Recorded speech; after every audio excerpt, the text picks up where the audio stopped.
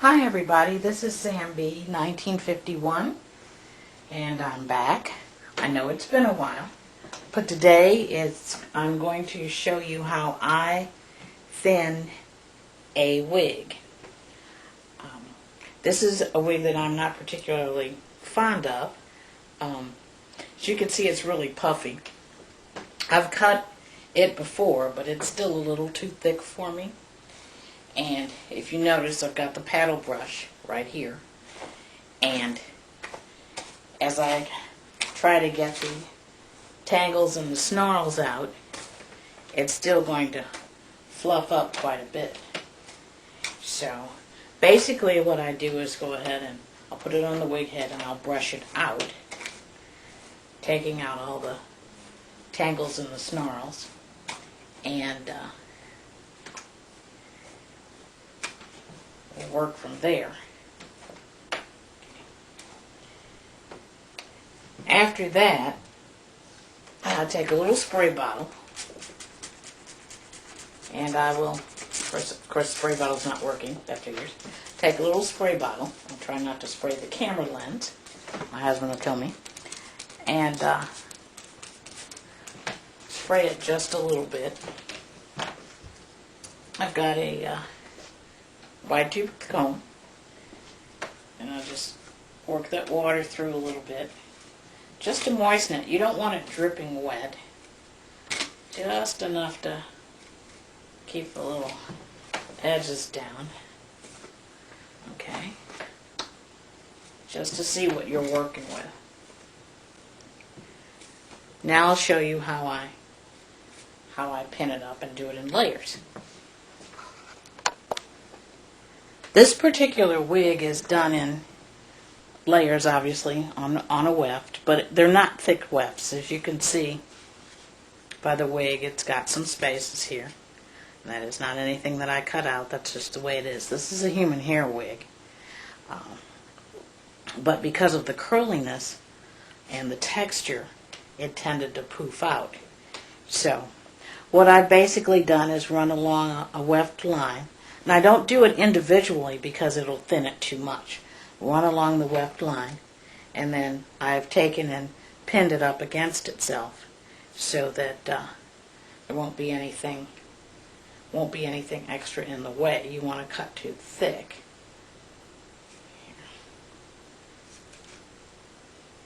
And I just kind of twist it. You can use wig clips. I use bobby pins because that's what I had. I have the oversized bobby pins that, of course, are not cooperating because I'm trying to do this in a certain amount of time. But I just simply twisted it and then pinned it against itself onto the wig to get it out of the way.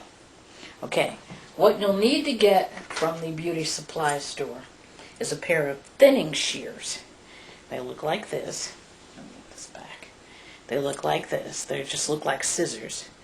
But they're thinning shears, and they have I don't know if you can even see that, the little rigid line. I was told that they're supposed to cut every fifth hair. So what you're going to get is it's going to cut along that line, but you're not going to cut every hair. It's just not going to cut it off like a pair of scissors would. And then I just basically just take a little section like this. Okay. Let me take the center section.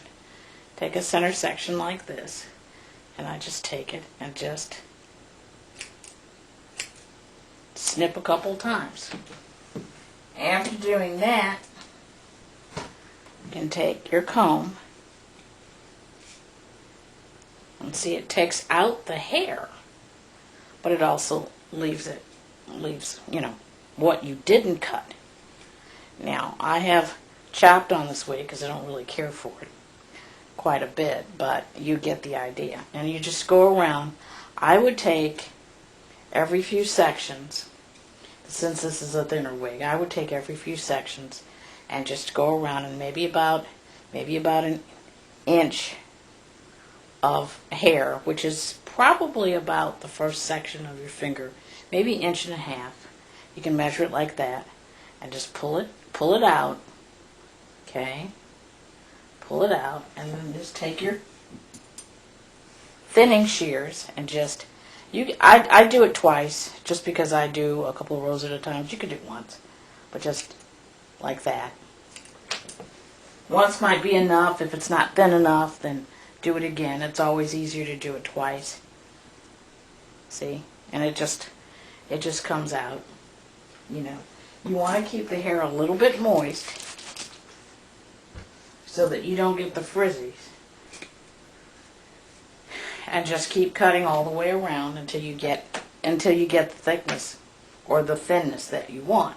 Now, if you've got a really thick wig or something that really poofs out a lot, you may want to do it in the sections that it's too poofy. If it's too poofy around your face when you're looking this way and it's like sticking out like an umbrella or a too big afro, then you may want to just thin this and leave the back a little fuller. My suggestion is to go around at least once, in the various tracks, and just go ahead and thin it out that way, because that'll make it quite a bit thinner. And then when you get ready to do the next section, you can take another section down. Turn that around. Take another section down and just part it over if you want to. You can pull this back up if you want. Twist it. You do your bobby pins. Learn to do it without sticking it in your teeth. I had braces. My parents told me not to do a lot of things with my teeth. Mainly because they spent a fortune having them fixed. But it isn't good for your teeth to pull on it with the bobby pin. Anyway, and then you could just take a section. You can section off your section if you want to. Take a section.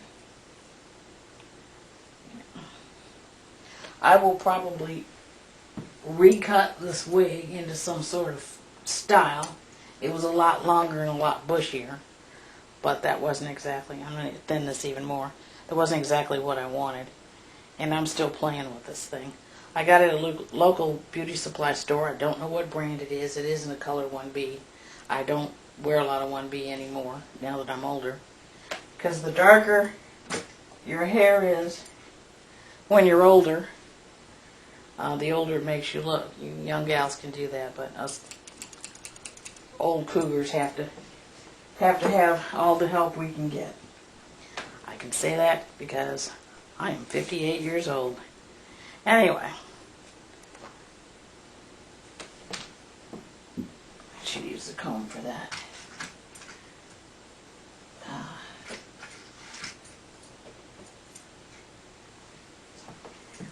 Snip a little bit more. But you get the basic idea. And I'm just cutting it random. You get the basic idea of what to do with it and how to do it. Yeah, see, there's a little bit of hair. And that's kind of all. You just work your way all the way around your wig, and